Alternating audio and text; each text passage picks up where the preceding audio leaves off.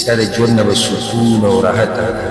په ژوند کې سکون په پیسو سره نه راځي، که په پیسو سره راتلې ډېره مزه به وه. مخه دا تپوس دی ما ته د ټینشن بیماري ده او د ډپریشن بیماري ده او ما ته دغه دی داسې ډېر سکون نشته، راحت نشته. په ژوند کې وعظ او نصیحت کوي او د دین خبرې نه د الله او د الله د رسول، نو هغه ژوند بیا تور تم شي. زه حیران شم هغه خلکو ته چې هغوی د سره د دین خبر نه وي چې دوی څنګه ژوند کوي. او ګوره روزانه به ته دا خبره اورې چې یوروپ کې انګریزانو ملکونو کې یو سړي ځان مړ کړو داسې او بل ځان مړ کړو داسې او بل ځان مړ کړو داسې. سړي یو وجه دا ده چې عقیده نشته، دین نشته چې هغه د ژوند تېر کړي.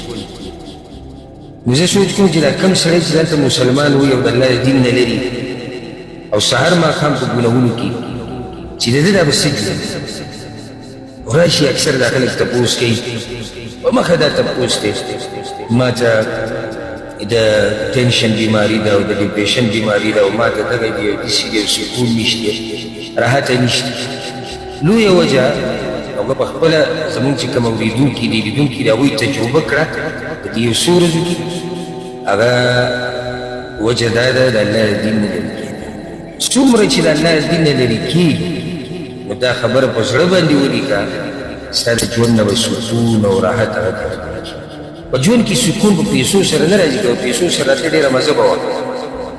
اکثر خلک چې موږ پسې فریاد راوړي د دې چې سکون په ژوند کې نشته، هغه پیسو والا پیسو والا وایي زما په ژوند کې سکون نشته. که ژوند ته سکون په ښځو او په بچو سره راتلې مزې به وي.